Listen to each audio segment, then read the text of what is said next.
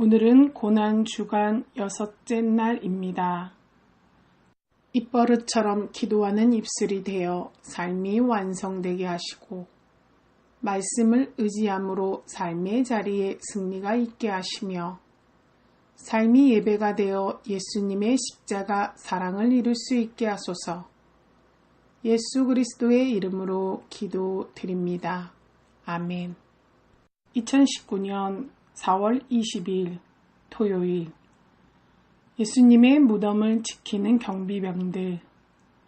성령님, 이 말씀을 통해 제가 무엇을 깨닫기 원하십니까? 알려주세요. 예수 그리스도의 이름으로 기도드립니다. 아멘.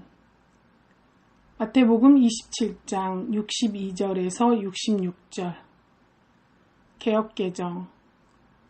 그 이튿날은 준비일 다음 날이라 대제사장들과 바리새인들이 함께 빌라도에게 모여 이르되 주여, 저 속이던 자가 살아있을 때에 말하되 내가 사흘 후에 다시 살아나리라 한 것을 우리가 기억하노니 그러므로 명령하여 그 무덤을 사흘까지 굳게 지키게 하소서.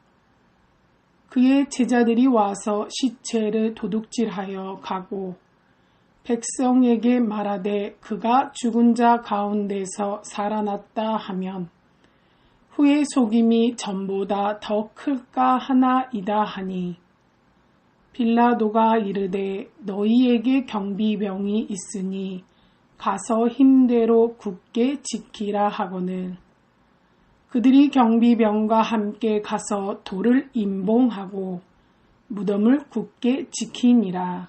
아멘. 쉬운 성경. 이튿날 곧 준비일이 지난 후에 대제사장들과 바리새파 사람들이 빌라도에게 왔습니다. 그들은 말했습니다.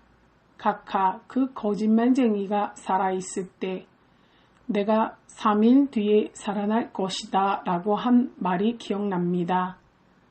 그러니 명령을 내리셔서 3일째 되는 날까지 그 무덤을 꼭 지키게 하십시오. 그의 제자들이 와서 시체를 훔쳐간 후 사람들에게 그가 다시 살아났다고 할 수도 있습니다.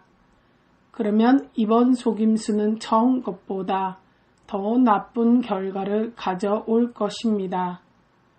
빌라도가 말했습니다. 경비병들을 데리고 가서 당신들이 할 수 있는 대로 무덤을 지키시오. 그렇게 해서 그들은 무덤에 가서 돌을 봉인하고 경비병들을 시켜 입구를 지키게 하였습니다.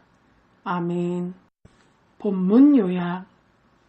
마태는 다른 복음서 저자들과 달리 예수님의 무덤을 봉인하고 경비병을 세워 지키게 한 유대 종교 지도자들의 모습을 기록하고 있다.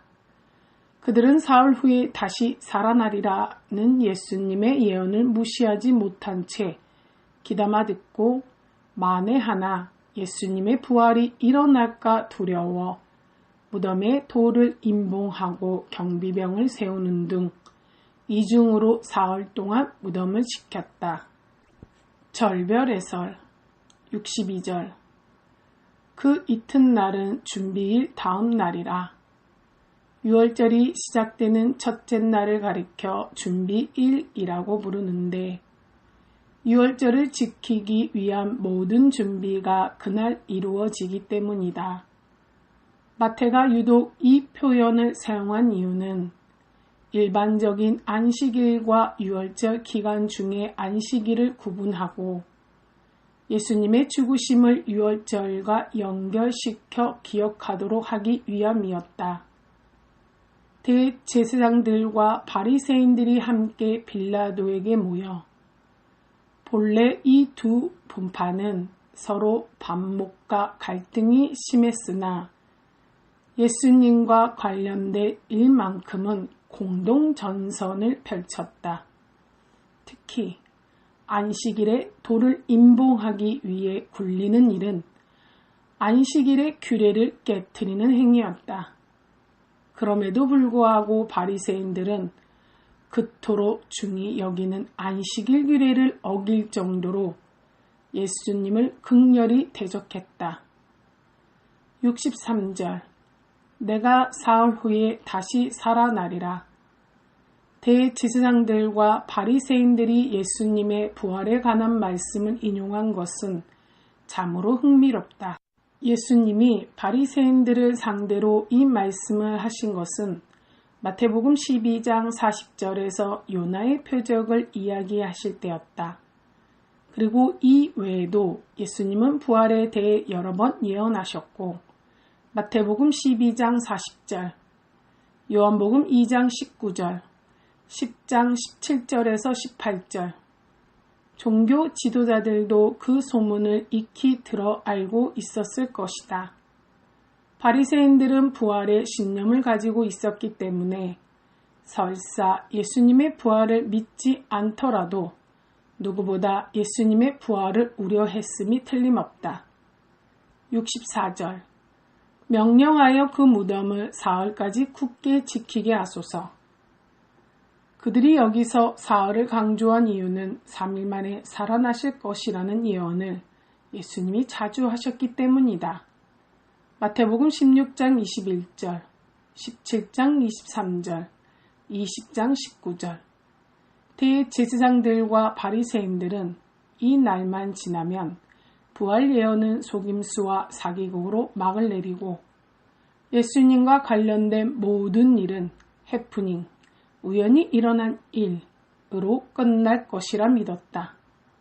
하지만 그들의 철저한 예방 조치야말로 예수님의 완전한 부활을 보여주는 확실한 반증이 된다.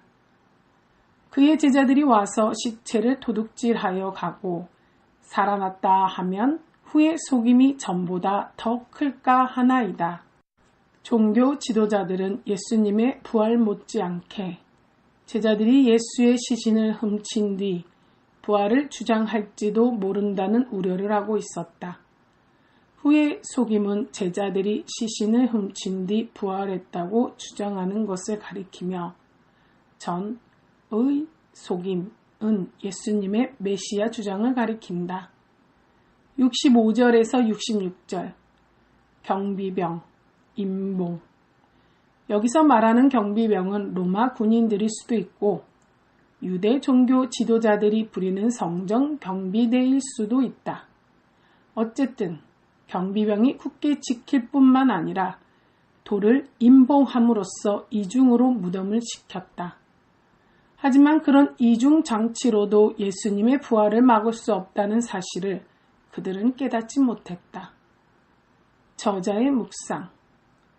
오늘 본문에 보면 귀에 딱지가 않도록 예수님의 부활에 대한 예언을 들었던 제자들은 그것을 믿지 못해 좌절과 절망에 빠진 반면에 부활을 믿지 않던 불신앙의 종교 지도자들은 만에 하나 부활 예언이 현실로 이루어질까 두려워 로마 총독을 찾아가 무덤 경비를 부탁하는 모순적인 일이 벌어진다.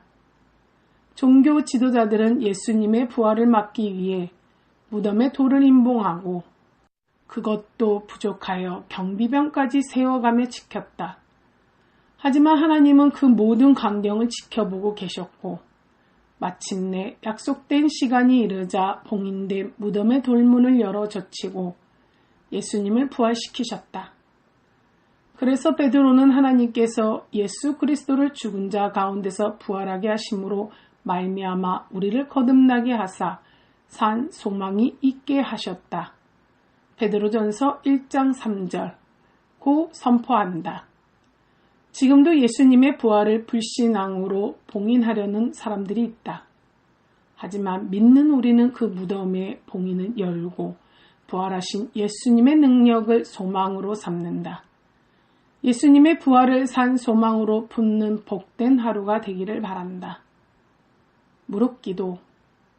무덤에 계셨던 주님, 불신앙 때문에 부활을 믿지 못하고 산 소망마저 누리지 못하는 안타까운 사람들을 불쌍히 여기시고 우리와 함께 부활 신앙을 통해 산 소망을 품게 하소서. 예수 그리스도의 이름으로 기도드립니다. 아멘. 주기도문. 하늘에 계신 우리 아버지여, 이름이 거룩히 여김을 받으시오며 나라가 임하시오며 뜻이 하늘에서 이루어진 것 같이 땅에서도 이루어지이다. 오늘 우리에게 일용할 양식을 주시옵고 우리가 우리에게 죄 지은 자를 사하여 준 것 같이 우리 죄를 사하여 주시옵고 우리를 시험에 들게 하지 마시옵고 다만 악에서 구하시옵소서. 나라와 권세와 영광이 아버지께 영원히 있사옵나이다. 아멘.